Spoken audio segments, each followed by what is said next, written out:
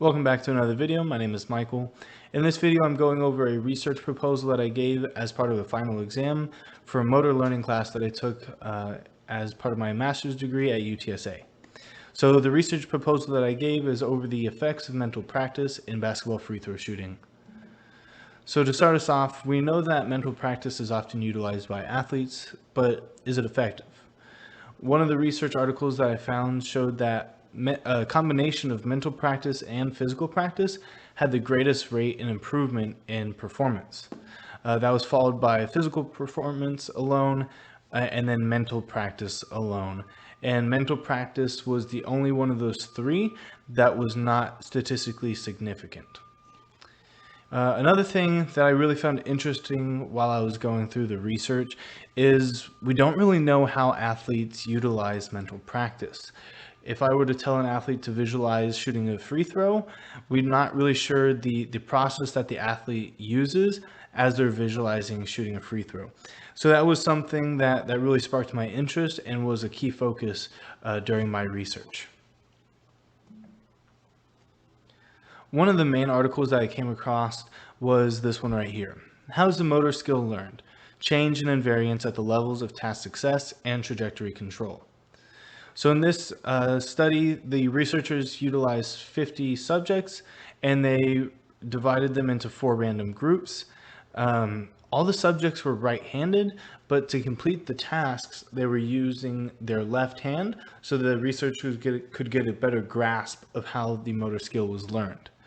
The subjects were tasked with moving a cursor through a semicircle, as we see in the top right picture there, and they were given different task speeds at which they were able to complete the task. The researchers then analyzed the entire trajectory of the skill execution so they could see if there are any deviations and what the subjects did when there was a deviation in the path of the semicircle. Now in this article, the researchers defined learning as a change in the speed-accuracy trade-off. So if the speed of the motion increased and the accuracy stayed the same, that was classified as motor skill learning. And the opposite, if the speed stayed the same, but the accuracy in which the subject moved throughout the semicircle, again, that was considered motor skill learning. At the end of the research, the researchers did two-way ANOVA and paired t-tests, and that showed that there was a significant decrease in variance after training. So this study was only a 5-day study. So there's a pre-test followed by 3 days of training and then a post-test at the end. One of the really interesting things about this is that during the trials, so the three practice days, the subjects were actually given KP after each one of their trials. But then during testing, they weren't given that KP again. So that may be a little flaw in the study, but we'll get to that in a little bit here. What I do want to take a look at is these 2 graphs on the bottom. If we look at graph A, we see from pre-test to post-test, there's a decrease in the number of critical movements. Now, a critical movement is when, as the subject is going through, they're making a deviation to go outside the registered bandwidth, and they make a correction to go back in that bandwidth. So they're able to stay within that bandwidth and not go out, and then have to make a critical movement to come back in within that bandwidth.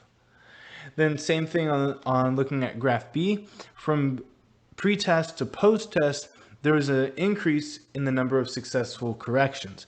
So making sure that the subject, as they're going through, if they start to deviate a little bit, they make that slight correction to stay within the narrow bandwidth. Now, looking at some of the critiques, one, I already said that KP was given after the trials during the practice days, but it was not given during testing. And so we can't really see, there's a lack of consistency, and that introduces another variable that has to be factored for. And I don't really think that the researchers did too well of a job doing that. I would have liked to see either KP given during both the practice and the post-test, or not at all. That way it's a little bit more consistent and it's a little bit easier to analyze the results. Additionally, it's a really short study. It's 5 days in total, so it's a pre-test, 3 practice days, and then a post-test. And sure, we can see that motor skills can be learned within such a short span of time, but we would like to see like a follow-up after a week or 2 weeks to see if there's any retention in the motor skill learned. The second article that stood out to me is this one right here, The Effects of Mental Imagery on Free Throw Performance. So this one used 120 subjects that were randomly assigned into 4 groups. These 120 subjects were taken from the physical education undergrad coursework at this university. There were 4 groups. The 4 groups were a control group where they had no practice whatsoever. There was a mental practice only, a physical practice only, and then a combination of both mental and physical practice. There was 5 training sessions with a pre-test following the 5 days and the post-test at the end, so 7 days total. At the end of the study, they used repeated measures analysis that showed that time is a significant factor in free throw performance, and that not all groups benefited from practice equally. So the time that the subjects took during their visualization was not consistent for all athletes, and so the ones that spent a little bit longer saw a little bit better increase in their performance. And the biggest takeaway from this study is that the group that utilized both mental and physical practice had the largest improvements in performance. But just like the first article, this article also has some flaws. So one of the critiques that I have is that not all the subjects were high-level basketball players. So the improvements in their performance, we don't really know if that's because of the mental practice and the physical practice, or if it's because they're not well-trained basketball players. So just the fact that they're practicing basketball now for 7 days increases their performance. Additionally, this study didn't account for variability of the subject's ability to utilize mental practice. So there's 2 main questionnaires that researchers could use to measure the levels of vividness in an athlete or in an individual.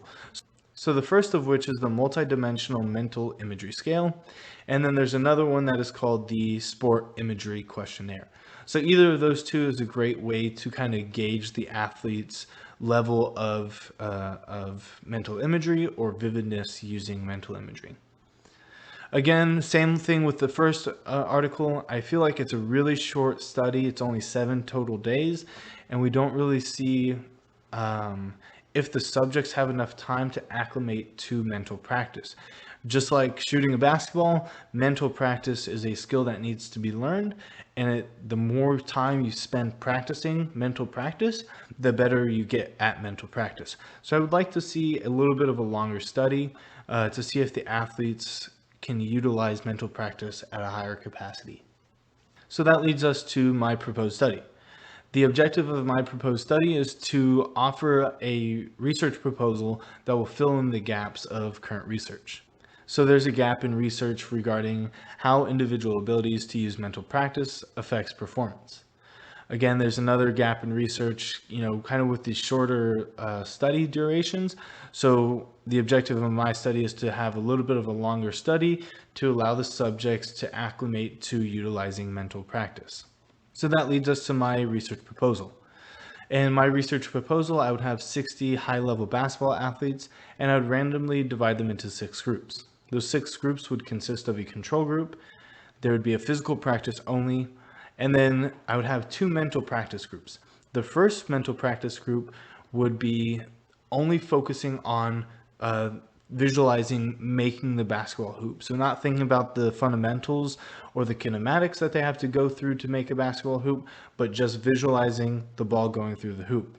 The other mental practice group would be going over the performance, right? So their setup, the process that they take, the kinematics, the kinetics that they make to go through the process that would then lead to a successful free throw shot. Then I would have a combination of physical and mental practice, again, thinking only of the result. And then the last group would be physical and mental practice with a focus on the process leading to the successful free throw. Another thing I would add is analyzing the subject's ability to use mental imagery using a multidimensional mental imagery scale, such as we talked about earlier. This study would be 3 weeks long. There'd be a pre-test, then 5 days of training for 3 weeks, and then a post-test at the end.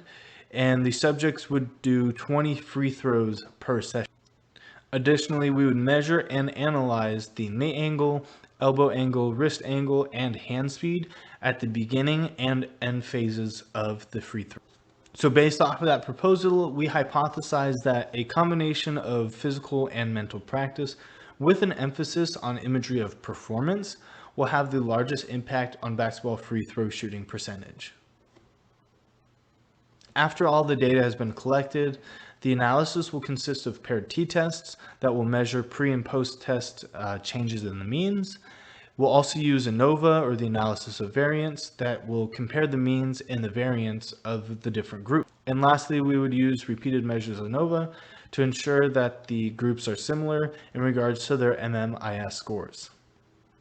So in closing, present research fails to analyze individual differences in the subject's abilities to use mental practice, and the duration of the studies may underestimate the ability of subjects to utilize mental practice.